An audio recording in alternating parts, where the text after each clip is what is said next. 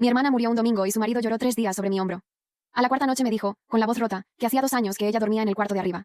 Yo estaba a punto de creerle todo cuando encontré, en el bolsillo de su saco, la llave de un departamento que yo conocía. Era el departamento donde mi hermana me había dicho que iba a esconderse. Marina tardó 3 meses en preparar su salida. Él tardó una madrugada en borrarla. Me llamo Julia. Tengo 36 años y soy contadora. Vivo de encontrar el error de 11 centavos que nadie ve. El domingo 12 de abril, a las 6:10 de la mañana, me llamó Esteban. Dijo 2 palabras y se le quebró la voz. Se cayó. Llegué al hospital en 20 minutos. Marina ya estaba abajo, bajo una sábana verde. El médico habló rápido, con las manos en los bolsillos. Golpe en la nuca. Caída por la escalera de madera. Muerte casi inmediata, entre las 3 y las 5 de la madrugada. Pregunté si le iban a hacer una autopsia. El médico miró a Esteban. Esteban me tomó la mano con las 2 suyas y me habló muy suave, como si me estuviera cuidando. Déjala descansar, Julia. Firmé lo que me pusieron enfrente. Marina tenía 33 años. Era mi única hermana. De los 3 días siguientes recuerdo lo que hice, no lo que sentí. Llamé a la funeraria. Avisé a los primos. Guardé la ropa de Marina en cajas porque Gloria, la madre de Esteban, dijo que verla colgada le hacía daño a su hijo. Esteban lloraba de verdad, con el cuerpo entero, y toda la sala lo miraba llorar. Yo le llevaba agua. Emma tenía 5 años y no entendía nada. Preguntaba cada 2 horas a qué hora volvía su mamá. La cargué tanto que me dolía la espalda al respirar. El jueves por la noche la casa quedó vacía. Gloria se fue a las 10. Emma se durmió media hora después. Esteban se sentó en el sillón con un vaso en la mano y habló sin mirarme. Me dijo que hacía 2 años que Marina dormía en el cuarto de arriba. Que él lo había aguantado por la niña. Que ella se encerraba con llave, y él terminaba durmiendo en el piso de la cocina. Dijo que tal vez ella había bajado a buscarlo esa madrugada. Se tapó la cara y volvió a llorar. Y le creí. Por primera vez en 4 días sentí lástima por los dos. Lo ayudé a llegar a la cama. Al bajar levanté su saco del sillón para colgarlo. Pesaba de un lado. Metí la mano en el bolsillo interno y saqué una llave con una etiqueta de madera. Un limón pintado a mano, torcido. Del otro lado, en marcador negro, 2 caracteres. 4B. Me senté en el piso con esa llave en la palma. 3 semanas antes, Marina me pidió que la llevara a la farmacia. En el estacionamiento apagó el motor y no se bajó. Me dictó una dirección. Aldama 118, cuarto piso, letra B. Me hizo repetirla 2 veces. Le pregunté qué era eso. Un lugar mío, dijo. Si un día no contesto el teléfono, ve ahí. Y no se lo digas a nadie. A nadie, Julia. Entramos a comprar jarabe para la tos de Emma, y no volvimos a hablar de eso. Yo lo guardé como se guarda una exageración. Marina pintaba limones en madera desde la secundaria. No lloré. Todavía no. Puse la llave junto a la pantalla del teléfono con la fecha y tomé 4 fotos. La devolví al mismo bolsillo, del mismo lado, con la etiqueta hacia adentro. Colgué el saco donde estaba. En la cocina anoté en mi libreta todo lo que recordaba de aquel martes, con la fecha exacta. Esteban apareció en el pasillo, con los ojos hinchados. Ya cerré todo con la funeraria, dijo. La cremación es el sábado a las 10. Subió a dormir. Me quedaban 38 horas. No dormí. A las 4 de la mañana bajé, revisé que el saco siguiera colgado en el mismo lugar y esperé a que amaneciera. A las 6:20 salí sin hacer ruido. Dejé una nota diciendo que iba a la funeraria. Aldama 118 era un edificio beige de 4 pisos, sin elevador, con macetas de plástico en la entrada. Un lugar donde nadie busca a nadie. El portero estaba trapeando el pasillo. 60 y tantos años, camisa planchada, un radio pequeño sonando bajito. Le dije que era la hermana de la señora Marina, del 4B. Soltó el trapeador. ¿Cómo está ella? Le dije la verdad. Se quedó mirando el piso un rato largo. Después se limpió las manos en el pantalón, 2 veces, como si no supiera qué hacer con ellas. Se llama Rubén. Lleva 19 años en ese edificio. Marina rentó el 4B hacía 3 meses. Pagaba en efectivo el día 5, siempre puntual. Subía los martes y los jueves por la tarde con bolsas del supermercado, y bajaba con las manos vacías. Estaba armando su casa de a poquito, dijo Rubén. Una cosa por semana. Una vez llevó a la niña. Emma pintó con él en la portería mientras su mamá subía cajas. Le pregunté si alguien más había entrado alguna vez. Rubén se metió a la portería y salió con un cuaderno de espiral. Ahí anota a las visitas que no viven en el edificio. Me lo puso enfrente y me señaló un renglón con el dedo. Domingo 12 de abril. 4:10 de la tarde. Hombre alto, chamarra gris, sin nombre. Subió al 4B con llave propia y bajó 20 minutos después con una caja de cartón y una mochila. Ese domingo, a esa hora, Esteban me había dicho por teléfono que estaba con su madre eligiendo el ataúd. ¿Hay algo más?, dijo Rubén. Sacó de un cajón un sobre manila con mi nombre escrito en tinta azul. Marina se lo dejó hace un mes con una instrucción exacta. Si un día viene mi hermana Julia, se lo da en la mano, y solo a ella. Rubén me pidió mi identificación antes de entregármelo. La revisó con calma. Después me la devolvió y me dijo que subiera. Adentro había una llave con la misma etiqueta de madera y el mismo limón torcido. Y un papel doblado en 4. No firmes nada. La mesa.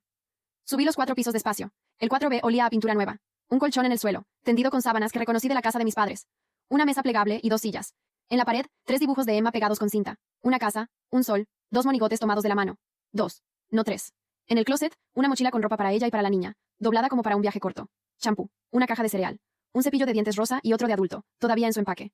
Junto a la pared había un rectángulo limpio en el polvo, del tamaño de una caja de cartón. Ahí me senté y lloré 12 minutos. Lo sé porque miré el reloj antes y después. Después me lavé la cara y volví a la casa. Gloria estaba en la cocina repartiendo tareas. Me pasó una lista de 11 nombres para avisar del sábado, y me dijo que empezara por los de arriba, que ella tenía que atender a su hijo. Dejé la lista otra vez sobre la mesa. Eso lo hace usted. Se quedó con la boca abierta. En 4 días yo no había dicho una sola frase que no fuera un sí. Esteban bajó en ese momento. Delante de ella y de 2 primos, le pedí el teléfono de Marina. Dijo que se había roto en la caída. Le pregunté si se había roto o si no lo encontraba. Dijo que las 2 cosas. Saqué mi libreta y lo anoté ahí mismo, delante de él, sin bajar la voz. ¿Qué haces? Apunto cosas. Es mi trabajo.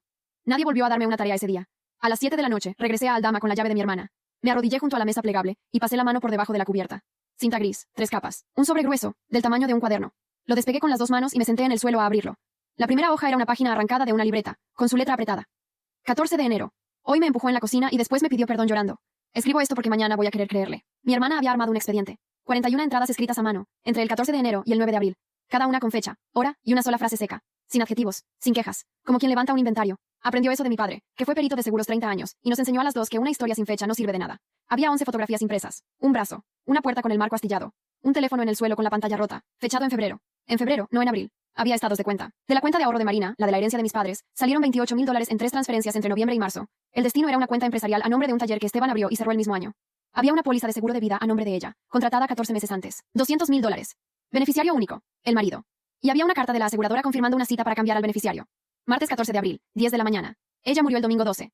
Debajo de todo estaba la tarjeta de una abogada, con una cita anotada al reverso para ese mismo martes a las 4 de la tarde. Y un teléfono viejo, de los baratos, con la batería a la mitad y 9 grabaciones. Escuché una sola. Duraba 40 segundos y se oía una televisión de fondo. Si te vas sin la niña, y sin una moneda. Apagué el aparato. Me quedé sentada en ese suelo hasta que se me durmieron las piernas. Después hice lo único que sé hacer bien. Ordené las hojas por fecha. Las numeré a lápiz en la esquina, del 1 al 76. Bajé a la papelería de la esquina, que abre las 24 horas, y saqué 2 juegos de copias. Escaneé todo con el teléfono, página por página, y me lo mandé por correo a mí misma y a una cuenta que no uso desde la universidad. Los originales volvieron al sobre. El sobre volvió a mi bolsa y no salió de ahí en 3 días. A las 9 de la noche llegué a la casa. Esteban y Gloria me estaban esperando en el comedor con una carpeta abierta y café servido para 3. Fue Gloria la que habló. Dijo que había que cerrar todo el sábado, que arrastrar el papeleo solo alarga el dolor, que Marina no querría vernos peleando. Eran 3 documentos. El primero, la autorización de la cremación. El segundo, una carta donde la familia declaraba no tener objeción y no solicitar necropsia. El tercero era una sesión. Yo le pasaba a Esteban mi mitad de la casa de mis padres, la casa donde ellos vivían, a cambio de que él se hiciera cargo de los gastos. Leí los 3 despacio, sin tocar la pluma. Es un trámite, dijo él. Firmas y ya no piensas en nada. Le pregunté por qué la prisa con la necropsia si el médico ya había dicho que fue un accidente. Gloria contestó por él, muy rápido, que abrir a una muerta es una falta de respeto. Cerré la carpeta y dije que lo veía en la mañana. Esa noche, desde el baño, escuché a Esteban hablando por teléfono en el patio. No entendí casi nada. Solo 4 palabras, dichas con una impaciencia que no le había oído en 4 días. Ya casi, ya casi. No estaba llorando. A las 10:40 salí de la casa con el sobre bajo el brazo y manejé al centro. La fiscalía de turno atiende toda la noche en un edificio gris, con una lámpara parpadeando en la entrada. Esperé 40 minutos en una silla de plástico. A las 11:10 me recibió la fiscal Serrano. 50 años, lentes en la cabeza, una taza con manchas de café viejo. Le puse el expediente numerado enfrente y hablé 9 minutos sin adornar nada. Las fechas, el cuaderno del portero, la llave en el bolsillo del saco, la cita del martes. No me interrumpió ni una vez. Denuncié por escrito. Pedí 2 cosas concretas, la necropsia de ley y la suspensión de la cremación programada para las 10 de la mañana del sábado. Ella hizo llamar a un asistente y le dictó un oficio. Después se quitó los lentes y me miró. ¿Quién más sabe que usted tiene esto? Nadie. Que siga así hasta mañana a las 10. Faltaban 11 horas. Dormí 3 horas con el sobre debajo de la almohada. A las 8:30, la sala de la funeraria ya estaba llena. Vinieron los primos, los vecinos, 2 compañeras del despacho donde Marina trabajó antes de casarse. Gloria recibía a la gente en la puerta con un pañuelo en la mano y decía la misma frase a cada uno. Mi hijo no ha comido en 5 días. Emma llevaba un vestido blanco y unos zapatos que le apretaban. Se sentó a mi lado y me preguntó si adentro de la caja hacía frío. Le dije que no. Es la única mentira que dije en toda esta historia. A las 9 en punto, el encargado de la funeraria se acercó con la carpeta, puso los papeles sobre una mesita, destapó la pluma y me la ofreció con las 2 manos, como se ofrecen las cosas en los velorios. Todos miraron. Yo no voy a firmar. Esteban se rió primero, una risa corta, de sorpresa. Dijo que estaba cansada, que no había dormido, que él entendía. Le hice una sola pregunta, en voz normal, para que la oyera la sala entera. Si fue un accidente, ¿por qué un día más te cuesta tanto? Ahí se le cayó la cara. No preguntó por qué dudaba. No se ofendió. No lloró. Dio un paso hacia mí y bajó la voz. ¿Con quién hablaste? 5 días llorando, y esa fue su primera pregunta de verdad. Gloria explotó. Me dijo enferma delante de todos. Dijo que yo siempre le tuve envidia a mi hermana, que ahora quería el dinero del seguro, que ella misma me había visto revisando cajones. Una tía se levantó a calmarla. Los primos miraban el piso. Yo me quedé sentada con las manos sobre las rodillas y no contesté nada. A las 9:52 se abrió la puerta de la calle. Entraron 4 personas. Un asistente de la fiscalía con una carpeta, 2 policías uniformados y un perito con chaleco. El asistente leyó el oficio en voz alta, sin acelerar y sin bajar el tono, como quien lee una lista del supermercado. El cuerpo quedaba a disposición de la fiscalía. La cremación quedaba suspendida. Se ordenaba necropsia de ley por muerte violenta en investigación, a practicarse el lunes en el servicio forense. Nadie se movió durante 4 o 5 segundos. Después la sala hizo un ruido que no había oído nunca. Sillas, murmullos. Alguien que dijo, no puede ser, 3 veces. Gloria se agarró del brazo de una prima y empezó a gritar que era un escándalo, que iban a demandar, que su hijo era una víctima. Esteban no gritó. Se quedó parado junto al ataúd, con la carpeta abierta en la mano, mirando cómo 2 peritos revisaban el sello y firmaban un acta. Vi el momento exacto en que entendió que ya no dependía de él. Se le fue el color de la boca hacia arriba, despacio, como cuando se vacía un vaso. El encargado de la funeraria recogió los papeles sin decir palabra y se los llevó. Emma me jaló la manga y me preguntó si su mamá se iba a quedar ahí. Le dije que sí, unos días más. Bueno, dijo, y se acomodó contra mi brazo. Así no está sola. La cargué hasta la banca del fondo y se durmió ahí, con los zapatos apretados en la mano. Antes de salir, una prima de mi edad me alcanzó junto a la puerta. Se llama Ruth y casi no habla en las reuniones. Me dijo bajito que en marzo Marina le había pedido prestados $2,000 y que le pidió no contárselo a nadie de la familia. Dijo que era para un pendiente de la casa, me contó Ruth. Yo pensé que era una tontería suya. Le pregunté si podía repetir eso mismo delante de una fiscal. Se quedó callada un momento y me dijo que sí. Salí al estacionamiento a las 11:20. El sol pegaba fuerte y me había dejado el suéter adentro. Estaba abriendo la puerta del carro cuando sentí la mano en el codo. Esteban me apretó el brazo por encima de la manga. No fuerte, lo suficiente. Tenía los ojos secos. Los 5 días de llanto se le habían acabado de golpe, en una hora. Y por primera vez le vi la cara de verdad. Una cara común. Un hombre de 40 años con una mancha de café en la camisa. Habló muy cerca, casi sin abrir la boca. ¿Fuiste a Aldama? Me quedé quieta. Yo no había dicho esa palabra, ni en la funeraria, ni en la casa, ni delante de nadie de esa familia. En 5 días nunca mencioné una calle, un edificio, ni un número. Se lo dije así, despacio, mirándolo. Yo nunca dije Aldama. Me soltó el brazo como si le quemara. La versión salió esa misma tarde y corrió más rápido que la verdad. Julia enloqueció de dolor. Julia siempre tuvo celos. Julia quiere el seguro. Julia hizo que abrieran a su hermana en una plancha por un capricho. Gloria trabajó el teléfono como una campaña. Empezó por las tías, siguió por las primas y terminó por 2 vecinas que ni conocían a Marina. A las 7 de la noche recibí 14 mensajes. Uno de mi tía Cecilia decía que yo estaba manchando el nombre de mi hermana. Contesté a todos con la misma línea. El lunes hay necropsia. Después hablamos. A ninguno le gustó esa respuesta. Nadie discute con una fecha. El domingo fui a la casa a ver a Emma. Toqué 4 veces. Vi la cortina de la sala moverse y volver a su lugar. Nadie abrió. Me quedé 9 minutos en la banqueta y me fui. El lunes a las 9 de la mañana llegó un correo del abogado de Esteban. Hablaba de acoso, de daño moral, de difamación contra una persona en duelo, y me pedía una retractación por escrito antes del viernes. Lo reenvié a la fiscal Serrano sin escribir una sola palabra en el cuerpo del mensaje. El domingo por la noche, entre esas 2 cosas, fui a casa de Irene. Nos conocemos desde el primer trabajo. Sirvió sopa, me sentó en su cocina y no dijo nada durante 20 minutos. Yo hablé de fechas, de números de página, del cuaderno del portero, de lo que faltaba, del oficio, del sello del ataúd. Hablé como si estuviera dictando un informe. Ella me dejó terminar. Después movió el plato hacia un lado y me hizo una sola pregunta. ¿Qué necesitas primero? ¿Que él pague o que Emma esté a salvo? Abrí la boca para decir que las 2 cosas. No me salió. Me quedé mirando la cuchara mucho tiempo. En 5 días yo había pensado en pruebas, en horarios, en oficios, y no había pensado ni una vez dónde iba a dormir esa niña dentro de un mes. Emma, dije. Entonces empieza por ahí. El lunes a las 8 de la mañana llamé al número de la tarjeta que estaba en el sobre. La abogada Ferrer contestó ella misma. Le dije que llamaba por Marina, por la cita del martes 14 a las 4. Se hizo un silencio. Marina había ido a verla en febrero. Una consulta pagada, con expediente abierto. Fue con una lista de preguntas escritas a mano. ¿Qué pasa con la custodia si me voy de la casa? ¿Cuánto tarda un divorcio? ¿Qué necesito para pedir una orden de protección? ¿Qué pasa con mi mitad de la casa de mis padres? Ferrer le dijo que reuniera todo lo que pudiera y que volviera en abril. Ella hizo la tarea completa, me dijo. Nunca me han traído un expediente tan ordenado. Después me preguntó por qué llamaba yo y no ella. Se lo dije. Escuché una silla moverse del otro lado y a una mujer que respiraba fuerte por la nariz. Esa misma tarde Ferrer presentó 2 escritos. Uno pidiendo medidas provisionales sobre Emma, por el riesgo de la niña con el investigado. Otro poniendo a disposición de la fiscalía el expediente de febrero, con la lista de preguntas escrita a mano por mi hermana. A las 11 de la mañana del lunes se practicó la necropsia. La fiscal me llamó a las 4 para decirme 2 cosas. Que el cuerpo ya estaba liberado y que podíamos enterrarla el jueves. Y que el resultado completo, con toxicología, tardaba 10 días hábiles. 10 días. Los conté esa noche en la libreta, uno por uno, como cuando era niña y contaba los días para las vacaciones. Llegué a mi departamento a las 11:20 de la noche. La puerta estaba emparejada. En la madera del marco, a la altura de la cerradura, había 4 marcas de palanca. Frescas. La astilla clara todavía olía a madera. Empujé la puerta con la punta del pie. Mi computadora no estaba. Los cajones del escritorio estaban en el suelo, boca abajo, y las carpetas del archivero abiertas en abanico sobre la alfombra. La televisión seguía en la pared. El reloj de mi madre seguía en la repisa. Bajé al estacionamiento, me senté en el carro, y llamé al número de emergencias. Después llamé a la fiscal. Los originales llevaban desde el viernes en la fiscalía, con sello y folio. Las copias escaneadas estaban en 2 correos que no se abren desde ese departamento. No buscaron cosas de valor. Buscaron papeles. Los peritos levantaron huellas del marco de mi puerta el martes a las 7 de la mañana. Cambié la cerradura ese mismo día y me fui a dormir a casa de Irene por una semana. Metí el sobre original en una caja fuerte de banco, de las chicas, $22 al mes. Guardé el recibo. Aprendí algo esa semana. El miedo se organiza. Se le hace una lista y se le pone precio, y así se puede vivir con él. El jueves enterramos a Marina. Esteban llegó con su abogado y con lentes oscuros. Lloró junto a la fosa delante de 60 personas, y dijo en voz alta que él la había amado desde los 20 años. Gloria le sostenía el codo con las 2 manos. Yo me quedé del otro lado, con Emma sentada en mis brazos. Cuando bajaron la caja, la niña me preguntó si mamá iba a poder salir después. Le dije que no. Fue lo único honesto que se dijo en ese cementerio. El viernes Gloria fue a esperarme a la puerta de la escuela de Emma. No entró. Se quedó en la banqueta, delante de 12 madres que esperaban la salida, y gritó que yo había mandado abrir el cuerpo de mi propia hermana, que le había arruinado el duelo a un hombre bueno, que todo era por $200,000. No le contesté. Saqué el teléfono y grabé 1 minuto y medio. Una madre que ni conozco se acercó después y me dijo que si necesitaba testigo, ella firmaba lo que fuera. Ese fue el día en que empecé a entender que Gloria era el eslabón que se iba a romper primero. Hablaba demasiado. Hablaba en la calle, delante de desconocidos, sobre una investigación abierta. El sábado Esteban me mandó un mensaje. Decía que Emma estaba muy afectada, que su psicólogo había recomendado un ambiente estable, y que por el bien de la niña era mejor que yo no la viera por un tiempo. 13 días sin verla. Esos 13 días los pasé haciendo cosas pequeñas para no volverme loca. Dejé en la dirección de la escuela un sobre con dibujos míos para ella, sin mensajes, para que se los entregaran si preguntaba por mí. La maestra me llamó el viernes y me dijo que Emma había dejado de comer en el recreo y que se dormía en la clase de la tarde. Anoté la fecha, la hora y el nombre de la maestra. Ferrer presentó un escrito el lunes por la mañana. El miércoles, un juez de lo familiar ordenó convivencia supervisada, 2 horas, en la sede del sistema de asistencia familiar, con una psicóloga presente. El miércoles también me llamó la fiscal Serrano. Fue una llamada de 40 segundos. Llegó el informe de las antenas de telefonía. No me pregunté nada todavía. Colgó.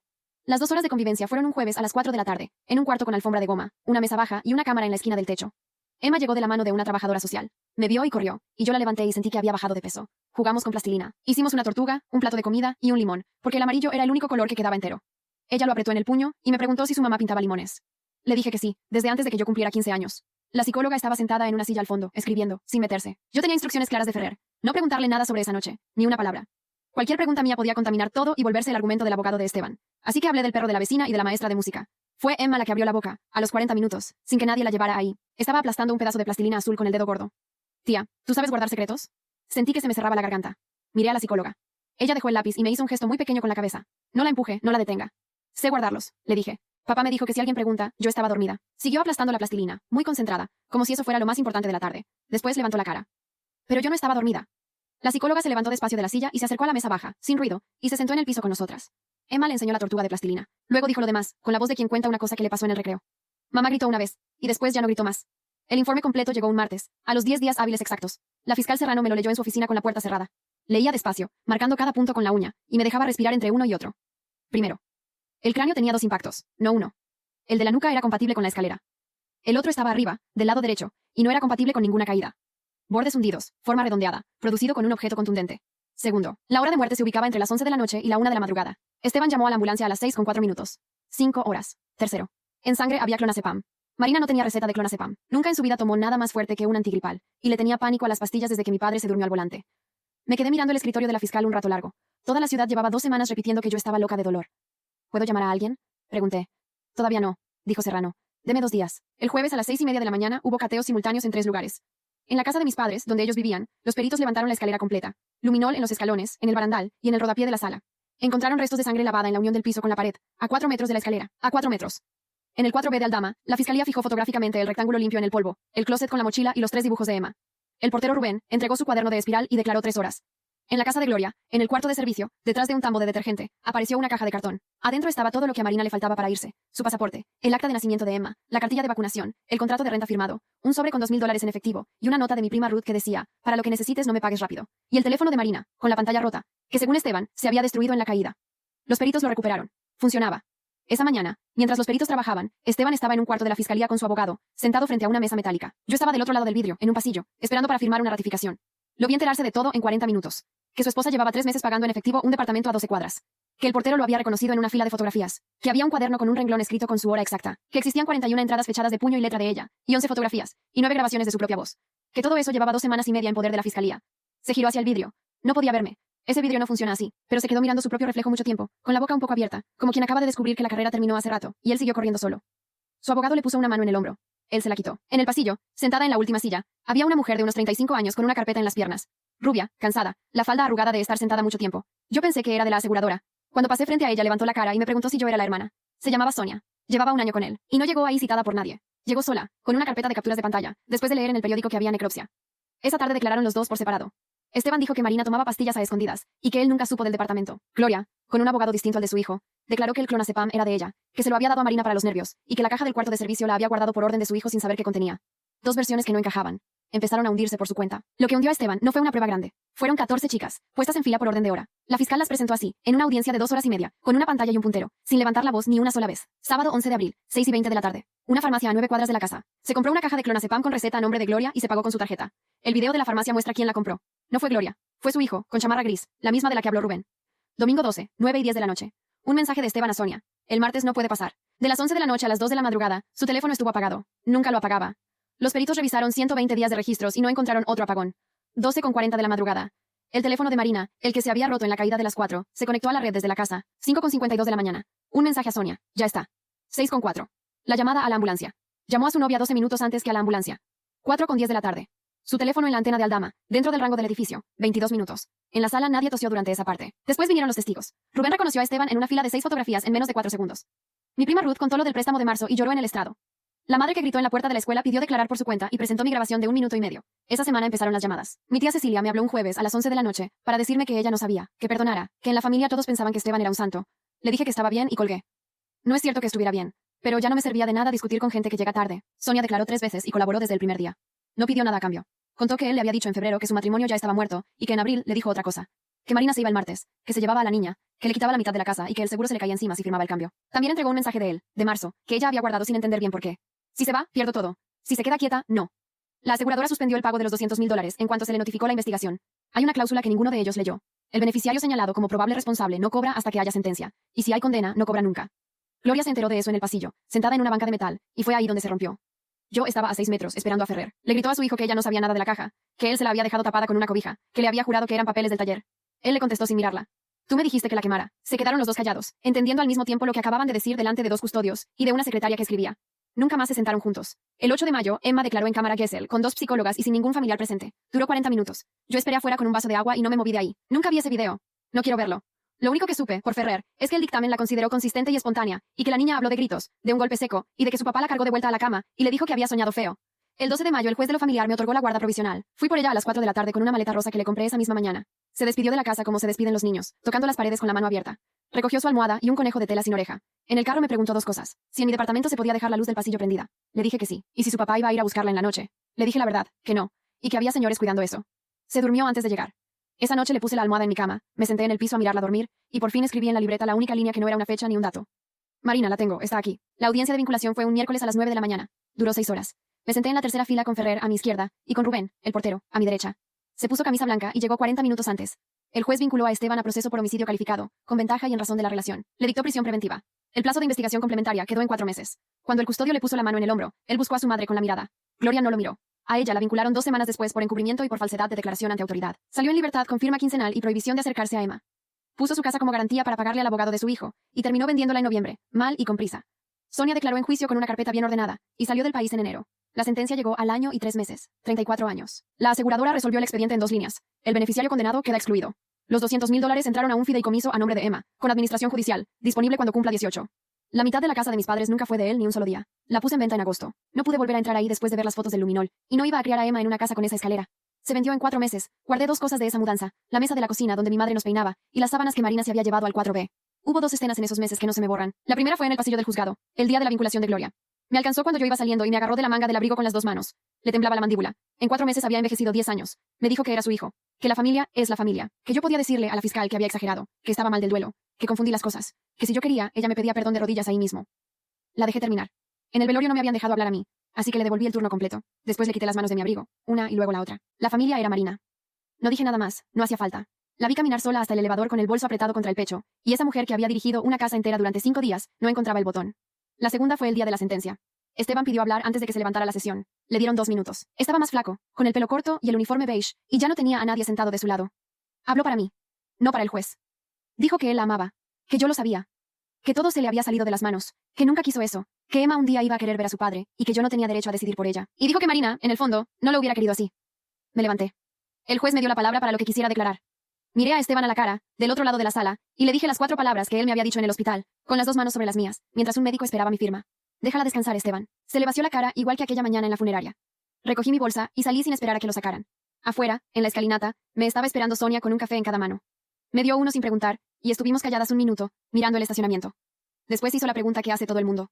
¿Cómo supiste? Pensé en un edificio beige sin elevador, en un cuaderno de espiral, en un colchón tendido con las sábanas de mi madre, y en 3 dibujos pegados con cinta.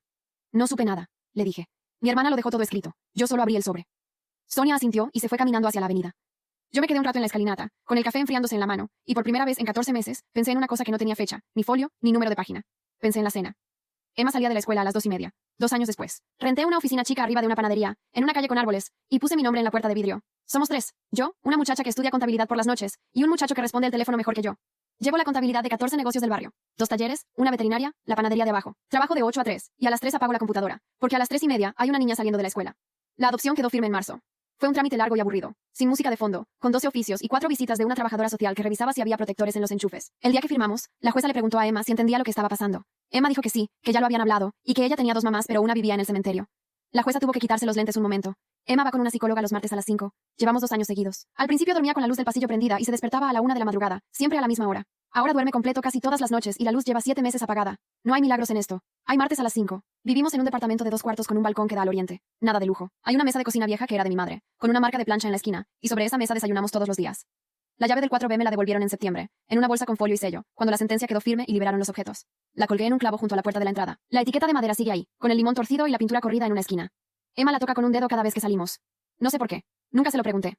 Rubén viene a los cumpleaños. Sigue en el mismo edificio, sigue con el radio prendido, y le trae a Emma una bolsa de pinturas cada agosto. La primera vez que vino se sentó en el borde del sillón 2 horas sin recargarse. Ahora se sirve solo el café. Irene cena aquí los miércoles. Trae pan de la panadería de abajo, que es el mismo que yo huelo todo el día, y se ríe de eso cada semana como si fuera nuevo.